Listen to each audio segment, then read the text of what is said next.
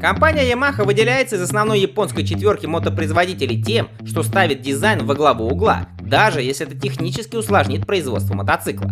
Одной из таких моделей является шикарная кастомная версия серии крузеров XVS 1300 под названием Striker, который был представлен в 2013 году, и его тут же окрестили самым изысканным среднеразмерным крузером в стиле кастом. И это действительно так. Глядя на него, сразу понимаешь, что этот мотоцикл создан не только для езды, но и для того, чтобы им все восхищались.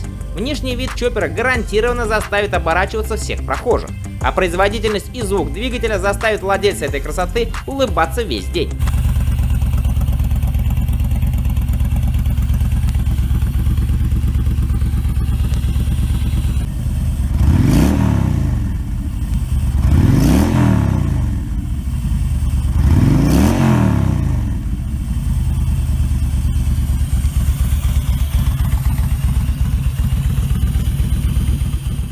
Заводской кастом от Yamaha оснащается двухцилиндровым V-образным двигателем с 4 клапанами на цилиндр и жидкостным охлаждением, объем которого составляет 1304 кубических сантиметра. Стремясь сохранить классический внешний вид двигателя с воздушным охлаждением, в качестве изюминки стиля были добавлены ребра охлаждения. Этот двигатель имеет короткоходную конструкцию, что уменьшает его высоту, в то время как 60-градусный развал цилиндров делает двигатель более компактным, тем самым централизуя массу и понижает центр тяжести для более легкого и отзывчивого управления. Поэтому, несмотря на радикально измененную переднюю часть в сравнении со стандартным XVS 1300, Striker обладает потрясающей легкой маневренностью, о которой конкуренты среднего класса могут только мечтать.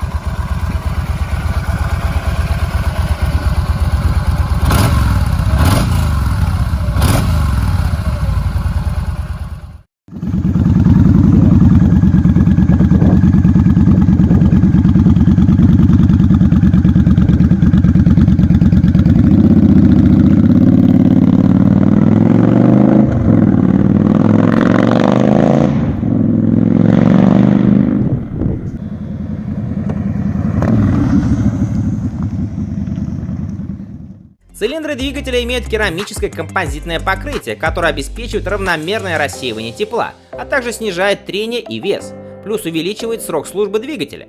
Легкие и высокоэффективные кованые поршни обладают малым весом, что обеспечивает более быструю реакцию двигателя и меньшую механическую вибрацию. Их нижняя часть для лучшего охлаждения опрыскивается маслом с помощью специальных форсунок. А конструкция камеры сгорания имеет центральную оптимизированную зону сжатия, куда и направляется топливно-воздушная смесь для более полного сгорания и, следовательно, повышения мощности и более чистых выбросов. За питание отвечает электронный впрыск с двумя 40-мм дроссельными заслонками. Каждая форсунка имеет 12 отверстий для лучшего распыления топлива и более полного заполнения камеры сгорания.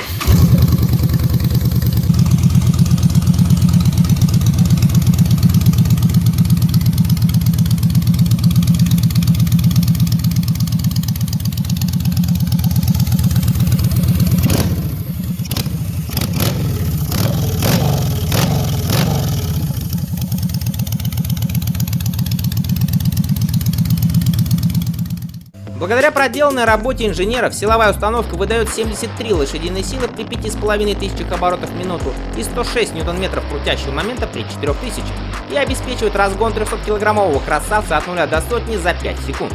Максимальная скорость составляет около 180 км в час. Средний заявленный расход топлива 5,5 литров на 100 км. Кстати, в угоду дизайна каплевидный топливный бак Striker был уменьшен с 19 до 15 литров.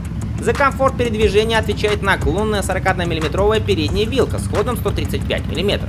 Она оснащена защитными щитками для предотвращения попадания всяческого абразива на переднюю зеркальную часть. Задний моноамортизатор с ходом 100 мм установлен вертикально позади двигателя и скрыт от посторонних глаз, создавая классический вид хвоста мотоцикла.